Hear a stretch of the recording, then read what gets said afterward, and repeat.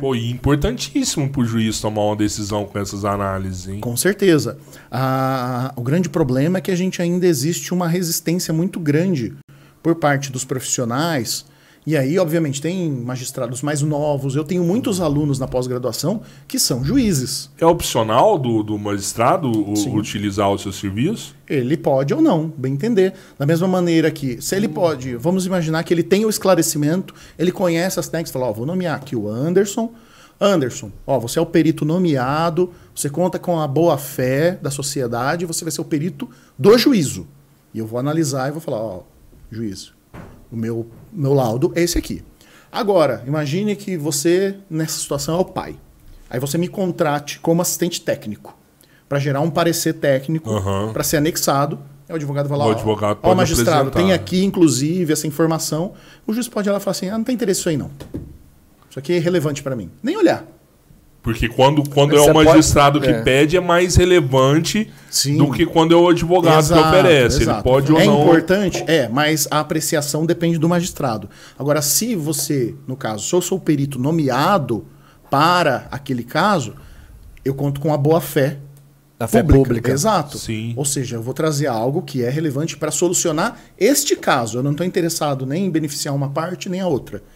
Então muito mais... É um pouco injusto isso aí, você não acha, não? No outro caso também, você não tem um interesse de beneficiar uma parte ou a outra. Não, o não seu tem. interesse é sempre de levar, independente do lado que você foi chamado, se foi para acusar ou para defesa, o seu interesse é só o laudo real. Vamos pensar, você não tem um lado positivo ou negativo para você, né? Assim, pode ser comprado essa parada também, né? Você está entrando, você está com a visão certinha. Não, sim, eu tenho essa visão, mas eu falo você como profissional que é. Vamos partir do princípio correto, né? Exato. Vamos pôr um perito aqui da Americanas aqui para defender com os 20 bilhões aqui.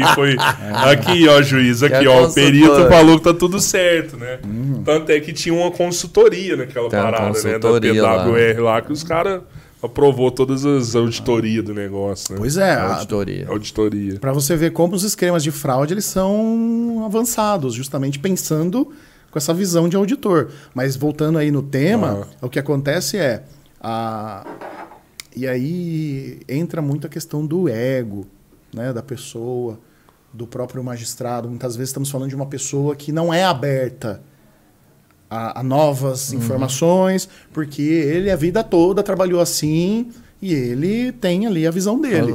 Não vamos julgar, obviamente. Mas é claro que a justiça se beneficia quando os avanços da ciência e da tecnologia são de conhecimento das partes públicas, dos magistrados, promotores, porque eles vão levar em consideração informações relevantes.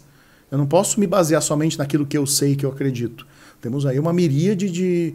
Estamos falando da inteligência artificial, vocês devem ter visto o ChatGPT, enfim. É acessível uma contratação dessa para deve ser analisado de acordo com o caso também. Nós temos, tem um índice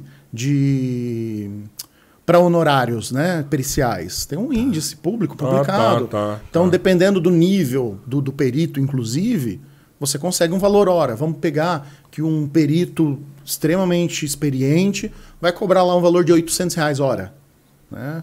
Vai chegar e falar assim, eu tenho 2 horas de análise para fazer ou são um vídeo de 5 minutos, de 10 minutos? Então tudo varia. Então, e o que é o mínimo para você conseguir extrair? Você consegue extrair em 5 minutos, às vezes, dependendo da situação, ou não? Você precisa de no mínimo 1 hora? O que acontece? Não temos ali, tacitamente falando, um tempo mínimo. Mas entende-se que quanto maior o corpo documental que eu tenho à minha disposição, maior é a minha capacidade analítica. Por quê?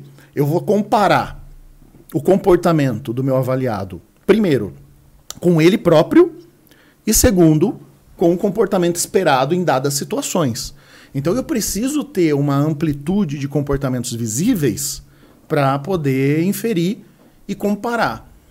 É a mesma coisa que já chegaram para mim com um print de uma conversa de WhatsApp. Mas se ele está falando a verdade, está mentindo. Não tenho como saber. Não dá. Sabe por quê? Vamos pegar aqui. Uma das ferramentas de maior assertividade dentro da análise da desonestidade em discurso é uma análise do discurso. Análise narrativa, de elementos que compõem a declaração. Porque quando você declara uma coisa, você não escolhe aleatoriamente as palavras, elas são usadas, mesmo que inconscientemente, para atingir um objetivo, seja comunicar, seja influenciar, seja manipular. Então, o que eu vou fazer? Eu vou buscar por elementos dentro do teu discurso e vou fazer uma análise com uma pontuação de progressão escalar. Ou seja, conforme aquele determinado comportamento, que é um indício. Vou dar um exemplo aqui. É complicado dar o exemplo porque a pessoa pode entender que, quando falou isso, mentiu. Não é esse o caso, mas veja só. Eu tenho um indício dentro do discurso que é chamado de presente histórico. O presente histórico é o seguinte: se eu pergunto para você, o que aconteceu? A expectativa é que você me responda na primeira pessoa do pretérito perfeito, né? Que é, eu vi que aconteceu isso, isso, isso. Então imagine que o exemplo que a gente deu, que você saiu ali fora, viu o cara assaltando o outro. Me conta o que aconteceu. Eu saí do escritório às 7 da noite, atravessei a rua e vi do outro lado uma pessoa que puxou uma arma e pegou e saiu correndo. Esse é o esperado dentro da narrativa. Mas o que acontece muito quando a pessoa tem um discurso de baixa credibilidade é quando, em determinados momentos do discurso, ele sai do passado e vem para o presente. Um exemplo é, saí do escritório às 19, atravessei a rua, quando olho para a esquina, vejo um cara puxando uma arma e assaltando. Depois disso ele corre e eu não vi mais nada. Olha como ele salta do passado para o presente. Por que isso aconteceu? Ele pode estar mentindo? Pode. Ele pode estar relatando algo que ele não viu corretamente? Pode. Ele pode estar relatando algo que ele ficou tão ansioso, isso comprometeu a percepção? Pode. O que essa manifestação do discurso me diz?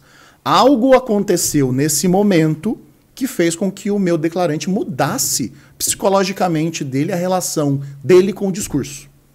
E aí o que isso acontece é, se em determinados momentos você utiliza a estrutura apropriada, porém nos momentos-chave relacionados ao tema que eu estou te inquirindo, você apresenta esse comportamento. Isso me leva a crer que, olha só, nos momentos importantes que ele deveria seguir a estrutura esperada, ele não segue. O indício de que ali ele não esteja sendo 100% honesto. E ali, por exemplo, eu tenho uma estrutura de mais de 20 marcadores. Temos a lacuna temporal, que é quando o indivíduo não relata as coisas na ordem cronológica apropriada, ou quando temos um espaço muito grande. Saí do escritório às 7 da noite, quando eu atravessei a rua, vejo, peraí, mas quanto tempo você levou de você sair do escritório e atravessar a rua? Você acha que naquele tempo ali tem algo que ele não quer mostrar para... Exato. Quando a gente faz a análise da credibilidade do discurso, seguimos algumas regras e uma é, nada que é removido do discurso foi feito ao acaso. Ele foi feito cirurgicamente para atender uma necessidade.